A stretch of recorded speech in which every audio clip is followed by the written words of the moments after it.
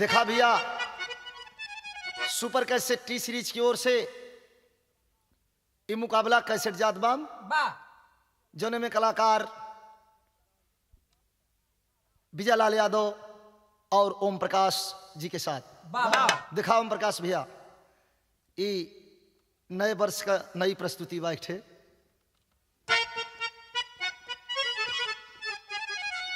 नई भोजपुरी बा जौने का हमार कैसेट भी जाए वाला बा, लेकिन सोचले हैं कि ये ऐसा मुकाबला बा कि हमें सुनावल जरूरी बा। कौनो नायिका अपने नायक के विषय में बड़ी परेशान बा, गौना लिए तो ठीके कैला, परदेश दुनिया जाले तू जा, बाकी तनी घरों का ख्याल करा। का कहलस के गवनवा सैया अरे दिहलहू कलसवा की विदेशवा गईला ना हो कि रजऊ विदेशवा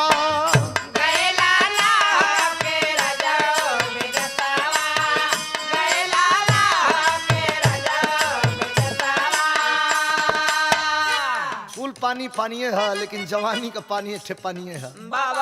लिखत बा हमारी चाड़ली जवानी छलक घड़ीला से पानी, हमारी चाड़ली जवानी छलक घड़ीला से पानी, हमारी चाड़ली जवानी छलक घड़ीला से पानी। दूजे उमर बा तूफानी सैया कर जिन नदानी,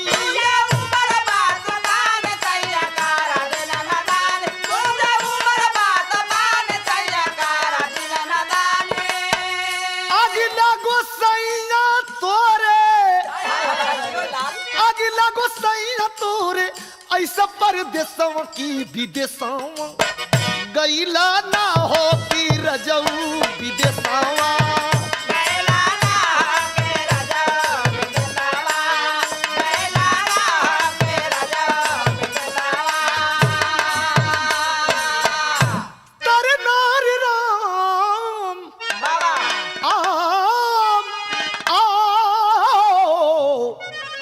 संवरिया भोले बाबा जोगिया हो राम।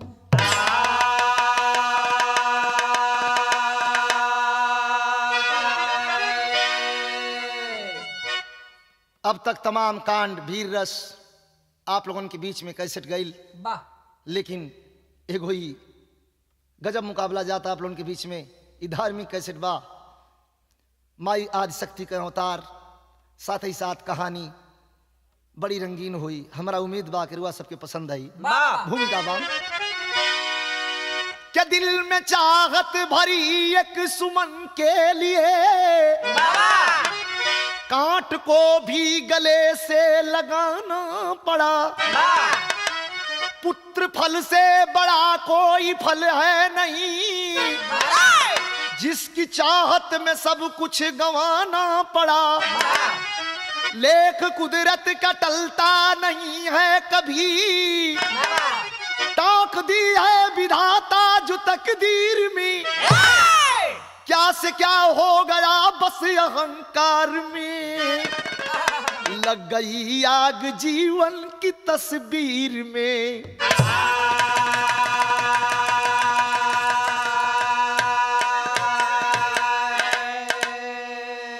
एगो ई गीत बाम ये अपना मन में से गजल बनौले हैं।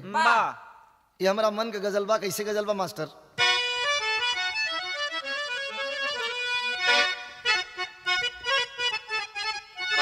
के लब पे जुबां पे, के लब पे एक नायिका अपने नायक से कहती है क्या कहती कि आज के इस बदलते परिवेश में आपको एक बात याद करनी होगी। क्या याद करनी होगी? के लब पे हल्ला बोल का नारा, ये निजी गजल है। के लब पे हल्ला बोल का नारा समाजवाद को करता याद, अरे तो जुल्फ पुकारे जिंदाबाद, जुल्फ पुकारे जिंदाबाद।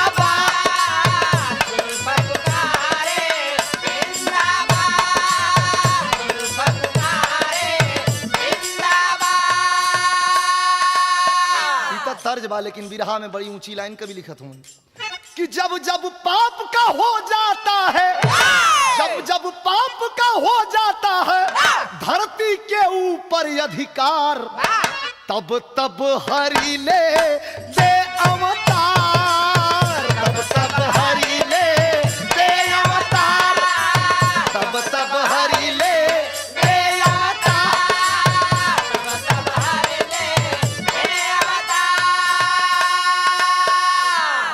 कहानी का शुरुआत भई, भक्ति में रमे रंभ यो करम्भ सही है, जिगर के किसी कोर में भी दम्भ नहीं है।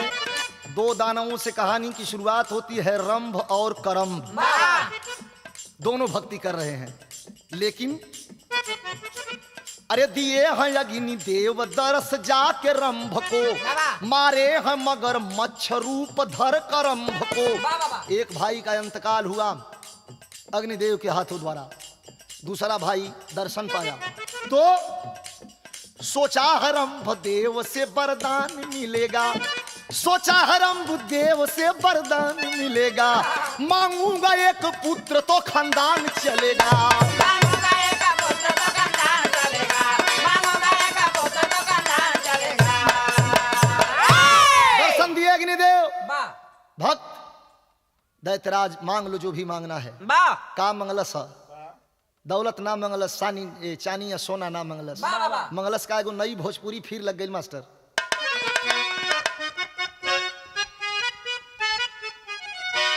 कौनो मेहरारू बीमार रहल, कई दिन से ओकर ओझाई दवाई होत बा, कौन तन को 100-200 नहीं होत बीमारी। लास्ट में देखलस कि घर के लोग ज्यादा परेशान बा, अपना नदिया के धीरे से बोला के कहलस कि कुल काहे के लोग झंझट पल्ले बीमारी पकड़ाते नहीं खे। अच्छा तो कौन बीमारी है बतेबू तब ना, तो बतावतिया का बतौलस कि हम के वैद के न ओझा के देखावन दो, हम के वैद के न ओझा के देखावन दो, तार दे के अपन भैया के बोलावा न दो, तार दे के अपन भैया के बोलावा न दो, तार दे के अपन भैया के बोलावा न दो, तार दे के अपन भैया के। कहतिया बिरह कयगिया बनवले बाटे पागल, बिरह कयगिया बनवले बाटे पागल, हमरा के भूतवा परेत नहीं खेलागल, बा जोगाड़ कवनो जुगती लगवन दो, अरे बा जोगाड़ कवनो जुगती लगावन दो, तार दे के अपन भैया के बुलावा न दो, तार दे के अपन भैया के बुलावा न दो, तार दे के अपन भैया के। ए भैया उ करम्भ वरदान का मांगता, रंभ वरदान का मांगत बा, यह मांगत बा कैसे मास्टर कि हमारी उजरल बगिया सजा द देवता, कि हमारी उजरल बगिया सजा द देवता, एक चरा में फूलवा खिला द देवता, एक चरा में फूलवा खिला द देवता, एक चरा में फूलवा। पुत्र एक ऐसन दिहा तू हो नहार हो, पुत्र एक ऐसन दिहा तू हो नहार हो, पुत्र एक ऐसन दिहा तू हो नहार हो, देवय मनुज नाही सक कोई मार हो, रोवल ढेर दिन आप जिन रोवावा देवता। ऐसन पुत्र का चाहना बाम, ओके देवता दानव केहू ये धरती पर मार ना पावे। अग्निदेव बड़ा जोर हंसना है, हम प्रसन्न हैं भक्त, ठीक है ऐसा ही होगा, लेकिन एक शर्त के मुताबिक। बिरहा में तनी तर्ज लगे मास्टर बढ़ी, ये पहाड़ी गीत बाम,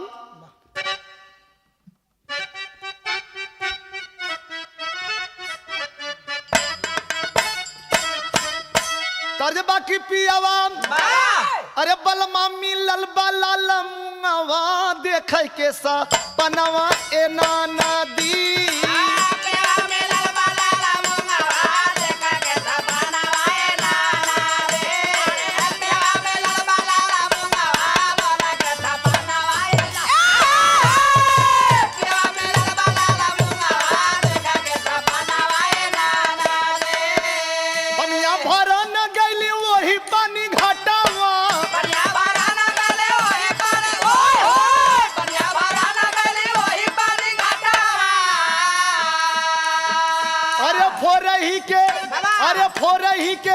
भला फोरही के मांगला घड़ी लवा देखे के सपनवा ए नाना दी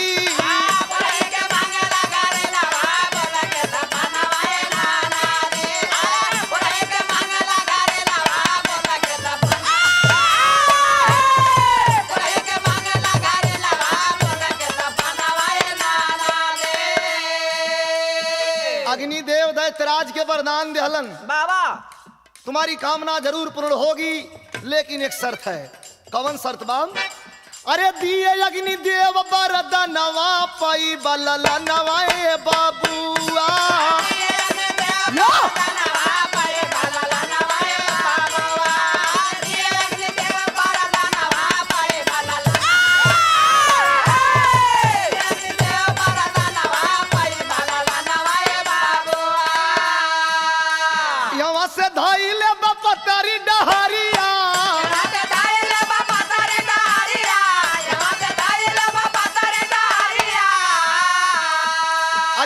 से लड़ जाई पहली नजरिया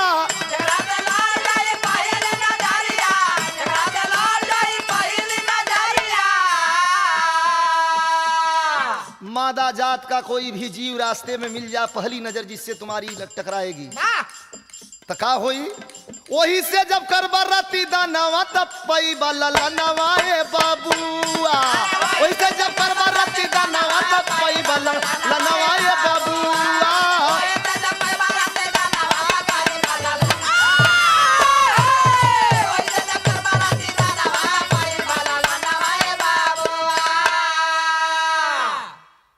यो मस्त कह के अग्निदेव तो चले गए लेकिन कुछ दूर जाई लड़ी भैंस से नजरिया बिगड़ में बनी गई काम महिषा से पैदा भइल सुंदर ललनवा पड़ल जेकर महिषासुर नाम पड़ल जेकर महिषासुर नाम पड़ल जेकर महिषासुर नाम।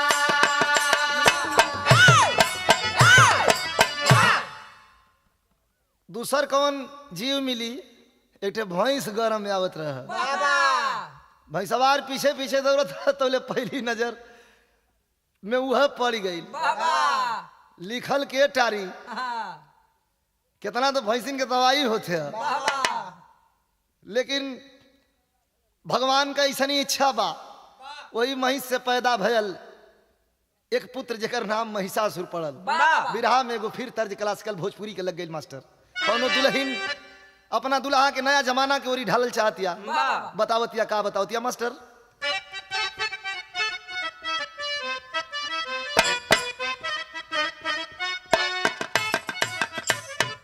अरे बाली और झुमका भूलाई जा गुजहा काड़ा छाड़ा बाली झुमका कुल पुरान हो गई छोड़ा कुल कल के भाई बताओ तब का चाहिए कलश की बाली और झुमका भूलाई जा नथुनी पर गोली चले टप्स मंगवाई दा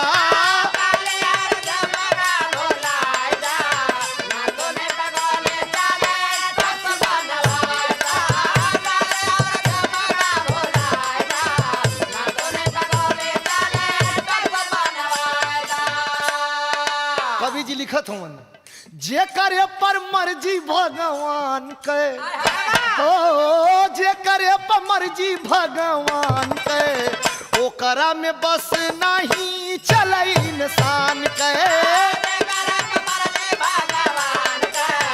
ओकरा में बस नहीं चले इंसान के।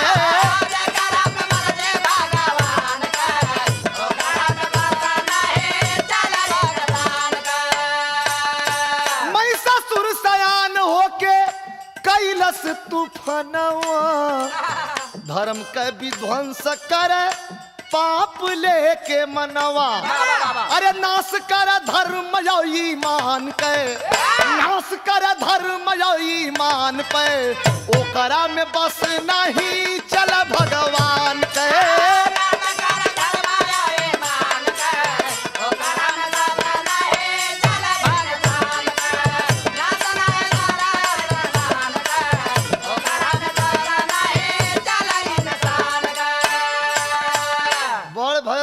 पदरो शुरू कर दिलस तब पूजा पाठ हवन यज्ञ और अनुष्ठानवा में करत का बा विघ्न डाले हड्डी फेंकी फेंकी बेईमानवा। धर्म का पुजारी साधु संत परेशान भइले, विपदा में सब ही के पड़ल परनवा। केहू भी न मारे पाई पाके बार दनावा हो, पूरे मृत्यु लोक में मचावत बा तूफानवा। धरती के जीत देव लोक के खियाल कैलस, जाके इंद्र देव के सुनावत बायल नावा। धरती पर एक छत्र राज करने के बाद इंद्रासन की ओर बढ़ा, आवाज देने लगा। बिरहा में हमारे स्वर्गीय रामदेव गुरु जी के तर्ज लग गई, बड़ा प्रेम से गाओ तो वही में ढाल के आवा तनी बाबूलाल भैया।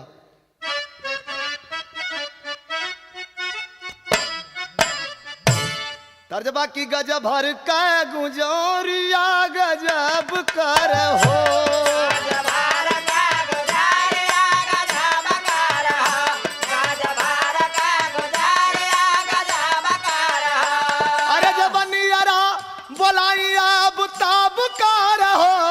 गज भर के गुजरिया गजब कर हो।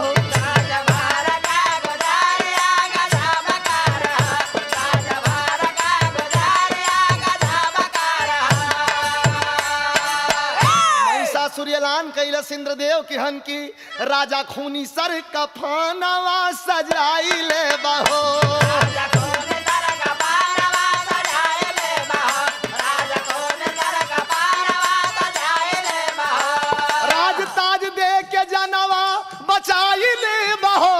राजा खूनी सर कफनो सजाई ले बहो।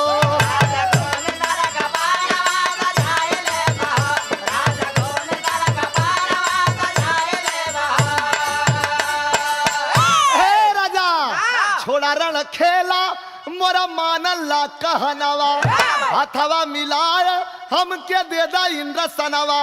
इंद्र लोक वाली पगड़ी थमाई दे बहो, इंद्र लोक वाली पगड़ी थमाई दे बहो, कि राजा खूनी सर कफनवा सजाई ले बहो।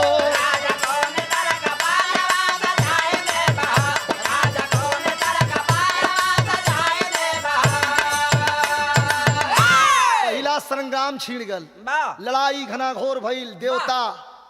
देवतन का टोली पीछे हटा लगल, दनौआ कुल चाप के चढ़ लगलन।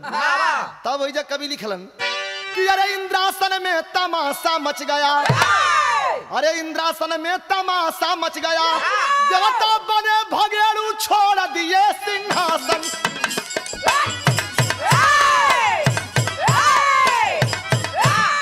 ललकारत महिषासुर छलिया देव लोक की ओर चलल। लालच है गर राज ताज का जंग जवानी जोश ढलल। ई कवि का तनी दिमागी कसरत है। ललकारत महिषासुर छलिया देव लोक की ओर चलल। लालच है गर राज ताज का जंग जवानी जोश ढलल। ले लगाई के खून समर में देवताओं का नूर जलल। आ लाल रंभ नाथ चलल तब देवलोक में मचल खलल। रंभ का बेटवा जब गरगराए के चलल तब देवलोक में खलल मच गई। ऐलान कैलस कि काल का भी ख्याल तत्काल महिपाल करो, डाल डाल शीश फिलहाल रहो रंग में, खाल तेरी खींच के हवाले करूं प्याल के, मान ला लोहू बहादू मंग में, काल तेरी चाल को सदैव मले माल करे, लहरत ललित भाव जलधर तरंग में, ढाल मेल जोल से सजाए सैन आज चलो, ढाल माल ताल से तू आज लड़ो जंग में। सही है मालिक, लड़ना है तो लड़ने की तैयारी कर लो, वरना ये इंद्रासन हमें दे दो, अनर्थ हो जाएगा। अब तो कैसे आप लोगों के ज्यादा का बतावे के बाद तो पहले बताओ थे, कुर्सी पर बैठ जाए वाले यही जमाने में ना, वो जमाने में भी कुर्सी छोड़ना चल, कैसे इतना झटका पर दे दीहन, समय आई तो दे दीहन, लेकिन ऐलान करके चलल है महिषासुर कि तुम्हें छोड़ना ही पड़ेगा, आज छोड़ो या लड़ाई के बाद छोड़ो। कैसे?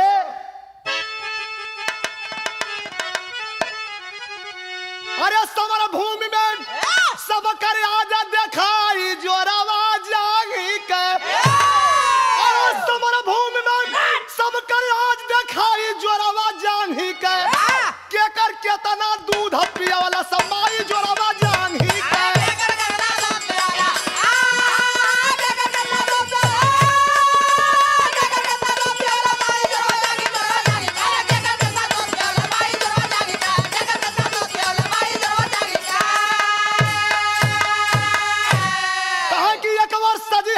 भयंकर दारुण देव की टोली हो, काल बला महिषासुर छलिया खेला खून का होली हो, अरे तगीरा इंद्र मैदान में मूर्छा खाई जोरावा जान ही के, ब्रह्मा विष्णु शंकर चले पराई जोरावा जान ही के।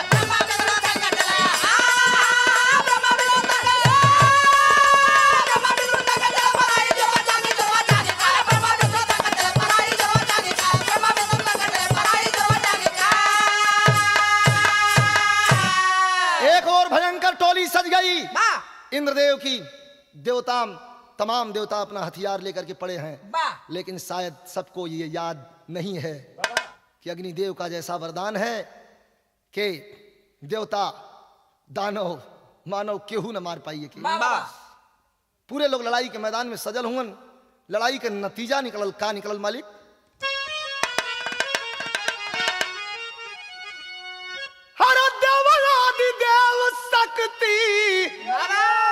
देव भागी गई, ब्रह्मा विष्णु शंकर भागे जनवा के बचा,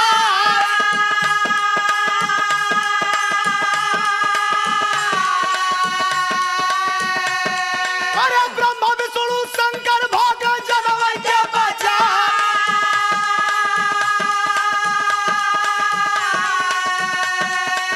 ब्रह्मा जी का भूलल ब्रह्मा लोक का डहरिया,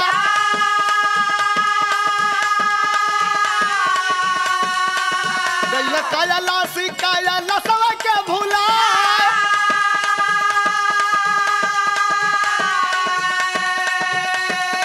विष्णु क्षीरा सागर में हो जाए के हेराइला,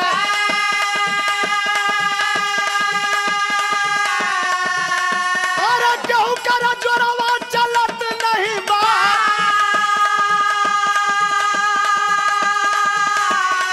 तीनों देवा भारी भेवा कैलन दुनिया में,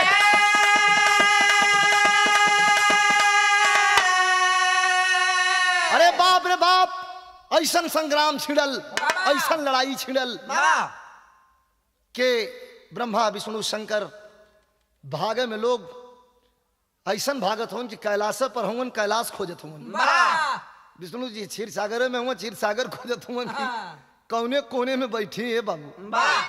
तबले नतीजा देखलन कि अब तक परिणाम गलत निकलत आवत बा, आई इंद्रलोक पर हावी हो गयल।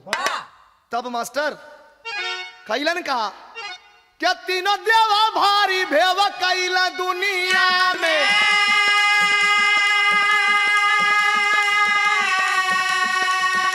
अब सतावा सुमीर के शक्ति लाल प्रगटा,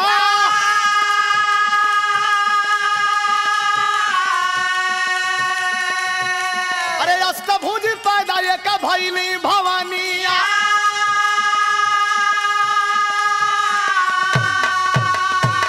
एक शक्ति का आवाहन कैलन है, हर देवताओं के आवाहन पर एक शक्ति प्रकट भैली नष्टभुजी महारानी। मास्टर मजा ना आवत है यार, तनी बढ़ाओ।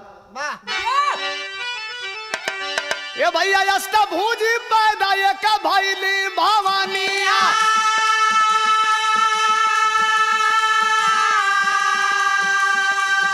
अरे हाथ हथियार देव दिहल थमा।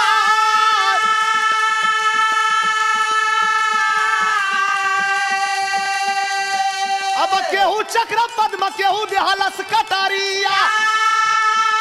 ए भैया केहू चक्र पद्म केहू दिहलस कटारिया। अरे केहू हो त्रिशूल केहू भाला देला जाए। भैली सहैया मैया नैया के खेवैया। ए बाबू भैली सहैया मैया नैया के खेवैया। अरे चली महिषासुर के येला नवा सुना। देखला भवानी के जब पापी निरदैया। कहा बंजा महारानी कहा अखिया चढ़ा।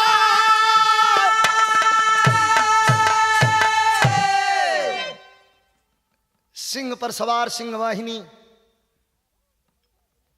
हथियार से सुसज्जित महिषासुर के खेमे के पास जाकर के खड़ी हुई, आवाज देती है, अरे महिषासुर बाहर निकल। बाहर निकल करके आया और खड़ा हुआ। पहला वाक्य ही कहा कि तू तो बड़ी खूबसूरत है, दो हाथ दो पैर की तो तमाम महारानियां हैं, लेकिन तू विचित्र है, मेरी पटरानी बन जा। तुझे अपने सिंहासन पे अपने साथ बैठाऊंगा। ऐलान करके मां चंडी आवाज देती हैं कि अरे हरामजादे, शायद तू भूल गया है कि तेरी मौत आ गई है। जोर से अट्टहास करके हंसा और कहता है तब हो जाए। दौड़ देती हैं लेकर के हथियार हाथ में। बहुत विचित्र सीन बा मास्टर, कैसे? अरे धूमधाम धावा धाई क्या धाई जनानी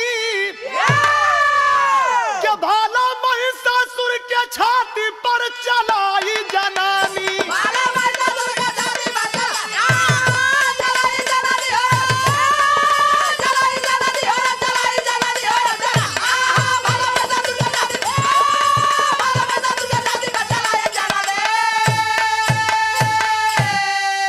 छतिया पर तान के चलाई त्रिशूल हो, कहता पुराण जिससे निकला एक फूल हो। महिषासुर के सीने पर जब त्रिशूल लगा तो ये पुराण बताता है मेरा एक फूल निकलल। वो फूल का भयल क्या फूल ब्रह्मा जी को तब थमाई जननी। भाला महिषासुर के छाती पर चलोई जननी। वह फूल ले जाके ब्रह्मा जी के थमौलिन में आदि शक्ति। फिर कवि जी आखिरी लाइन लिखत हुआ कि कैली राणा देवी जब पाप का संहार हो, नाम दुर्गा देवी सब करत बजरकार हो। नाव बीच धारो से बचाई जननी रे, देगा महिषासुर के छाती पर चलाई जननी।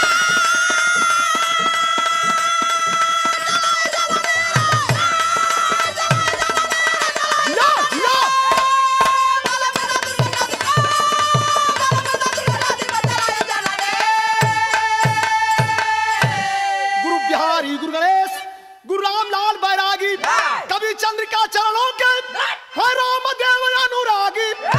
इंद्रासन में तमाशा मच गया, विजयी प्यारे लाल तब भैला